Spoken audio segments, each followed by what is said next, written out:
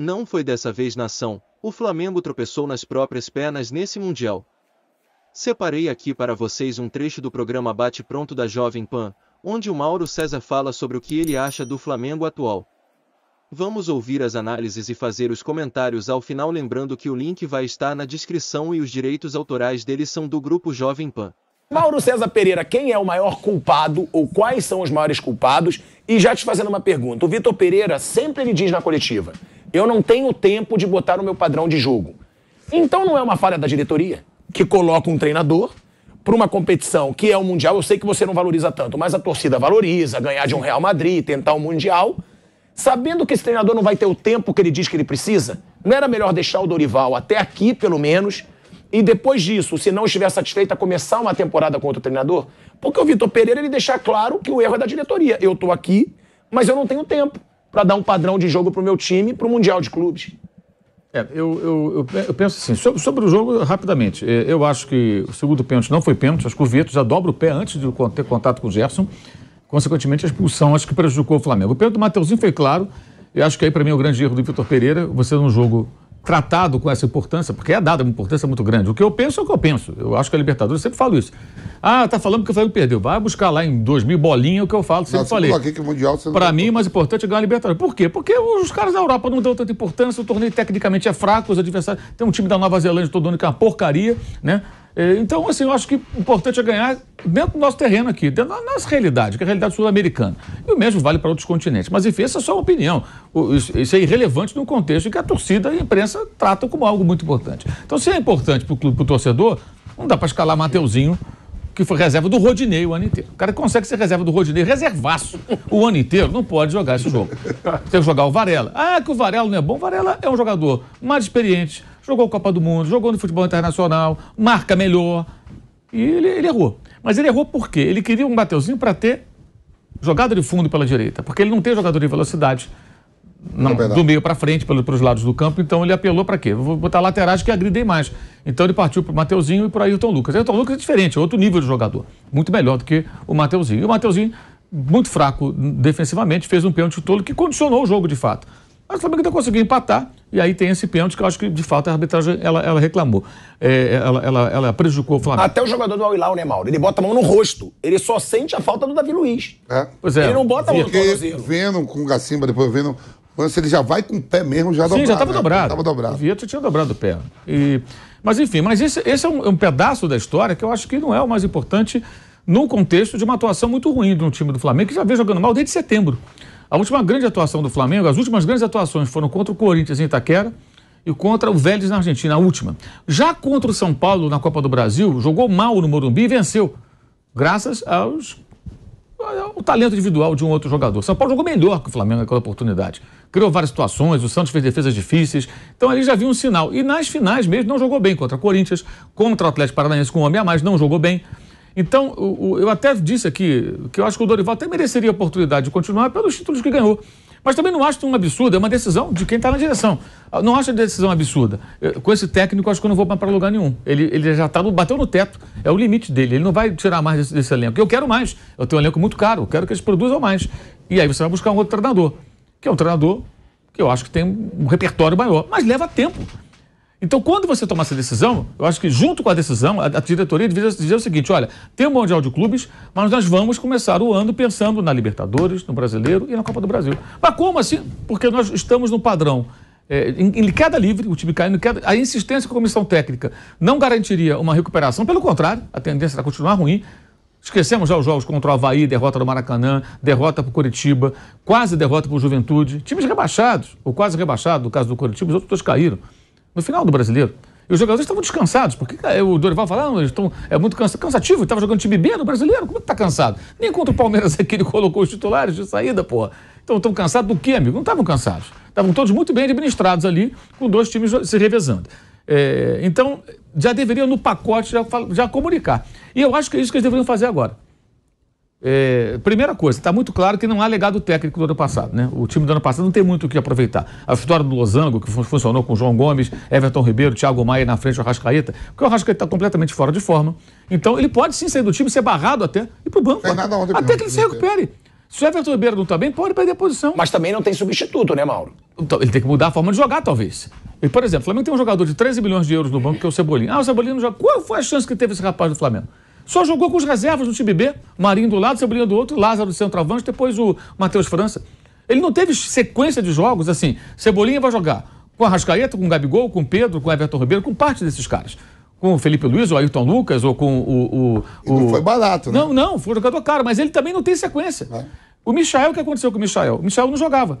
Até que houve lesões ali, convocações, ele começou a jogar com o Rogério Ceni, depois com o Renato, e aí ele deslanchou e foi o melhor jogador de uma temporada ruim do Flamengo, que foi 2021. Ele se destacou, tanto que acabou sendo até vendido para o próprio Al Hilal da Arábia Saudita. Então acho que o Flamengo vai ter que fazer o que agora? Deveria fazer, não vai fazer, mas deveria fazer. Olha, Carioca e Recopa não é nossa prioridade. Tem que arrumar o time, tem que mudar a forma de jogar. Ele tem que encontrar outra maneira. E aí eu acho que ele terá que talvez sacrificar a gente do quarteto. Não dá para ter, gente, 4 jogadores imexíveis, intocáveis. O Arrascaeta não pode ser intocável. Se ele está fora de forma, ele tem que ir para o banco. Se o De Bruyne estiver fora de forma, o Guardiola coloca ele no banco. Meteu agora.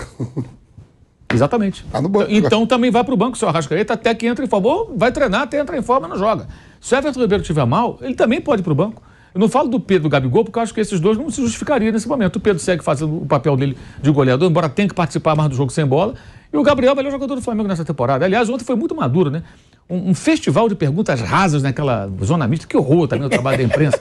Uma coisa medonha. As perguntas são sempre fofoquinhas. Hoje saiu uma matéria no UOL que é uma vergonha, que fala o seguinte, que um jornalista brasileiro teria dito, um jornalista brasileiro, o cara não pertence ao Flamengo, não é o Gabigol falando, é alguém da imprensa. Não foi só um, vários falaram. Eu mesmo falei, o time do Hilal não é bom.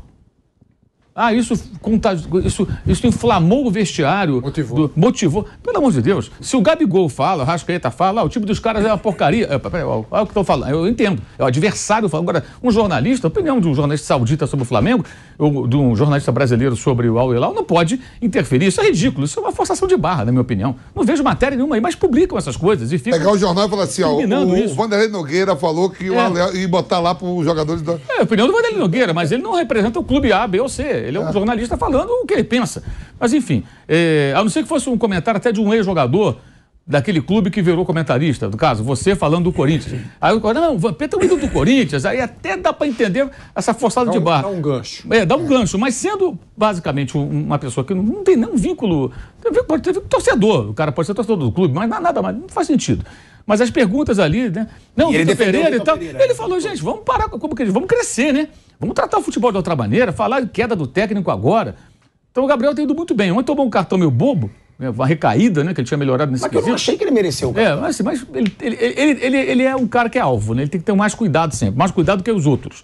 Mas ele tem jogado bem, já desde o ano passado, mesmo na queda livre do time, ele sempre generoso na forma de jogar, proporcionando para o Pedro a condição de ser o goleador. O Pedro foi para a Copa, ele não foi, e ele tem papel importante na ida do Pedro para a Copa do Mundo, porque ele foi generoso na forma de jogar, e tem sido mais maduro, e ali ele foi muito bem. Cara, não tem sentido discutir uma coisa dessa, demitir técnico, porque é isso, para ele fazer uma reforma no time, se vai dar certo ou não, é outra história. Fosse o Jorge Jesus, qualquer outro, leva um tempo. O Jorge Jesus perdeu para o Emelec com o Rafinha jogando na linha de meio-campistas e tomou porrada direto. E o Flamengo poderia ter sido eliminado pelo Emelec. Se classificou ali nos pênaltis, no sofrimento danado do Maracanã. Então ele faz o quê? Mandar embora o Jorge Jesus por causa daquilo? Os programas tudo foi em cima disso, viu? Exato. Não é nem o torcedor, os programas mesmo com... Exato. Veio tudo em cima, já tem que cair 4 jogos.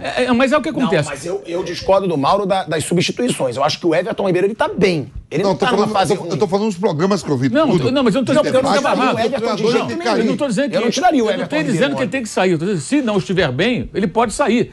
Não pode ser... O Gabigol pode sair se estiver mal. Hoje não dá nem pra falar um negócio desse. Estou dizendo que não pode ter intocável. Não dá para ter uma zaga, Davi Luiz e Léo Pereira, intocável, com o Fabrício Bruno e o Rodrigo Caio à disposição. Se não estiver bem, sai do time. É isso que eu penso. Tirar da zona de conforto, estabelecer disputa por posições.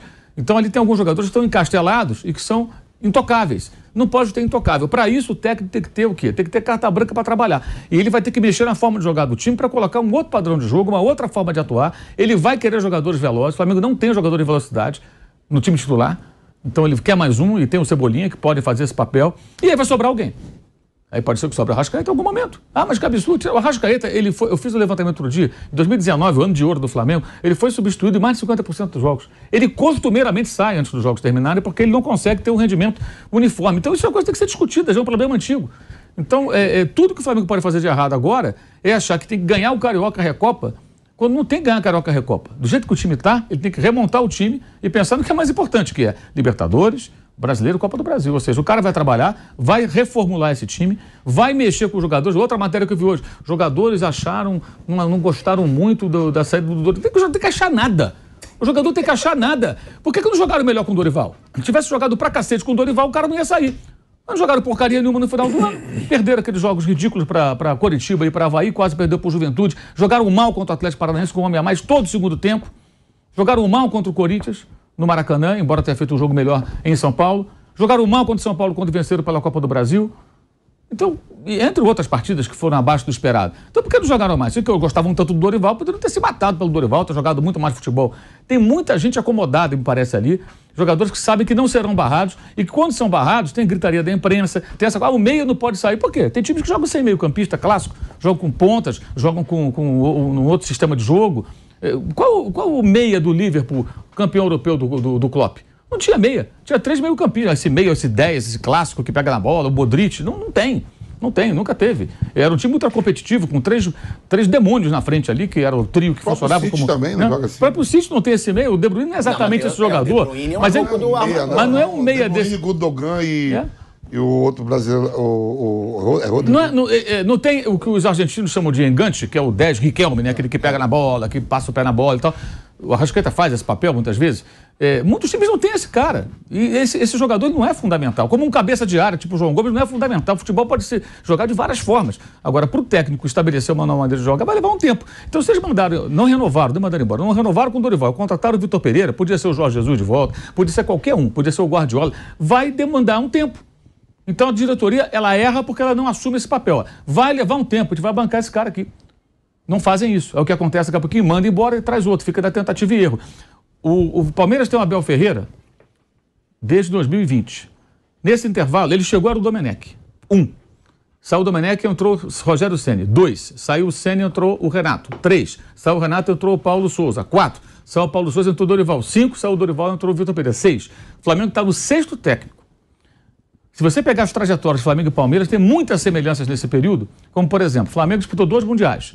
Num ele foi à final, fez uma partida muito boa até contra o Liverpool. No outro, um fiasco, foi eliminado ontem pelo Al-Hilal. O Palmeiras conseguiu ser 4º colocado no Mundial, no outro fez a partida bem digna ali contra o Chelsea. Só perdeu na prorrogação, exemplo do Flamengo, só perdeu na prorrogação pro time inglês, pro Liverpool, né?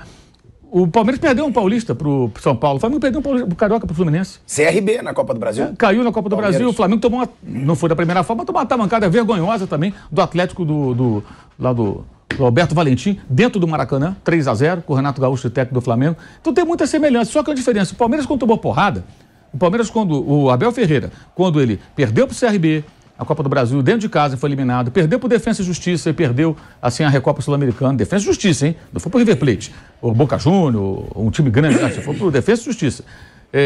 Perdeu o título paulista pro São Paulo, ficou 18 pontos atrás do campeão brasileiro, que foi o Atlético, ele foi mantido. E ganhou a Libertadores e depois continuou ganhando outras taças, ganhou mais uma agora, a Supercopa no começo desse ano. Então, a diferença fundamental está aí. O Palmeiras conseguiu passar por isso e no Flamengo é sempre essa roda viva. 6 treinadores. Concordo com o Mauro. O Mundial é algo muito difícil hoje em dia para um time sul-americano vencer, mas o erro da diretoria foi trocar o técnico. Agora que perdeu não adianta querer trocar de técnico novamente. Ficar nesse troca-troca não vai ajudar em nada, pois o time fica sem padrão tático e apático, e no fim fica dependendo de lances individuais. E o que você acha disso? Deixe sua opinião nos comentários, e se quiser ficar por dentro de mais notícias do mais querido do Brasil, se inscreva no canal, deixe o like e ative o sininho das notificações. Até a próxima!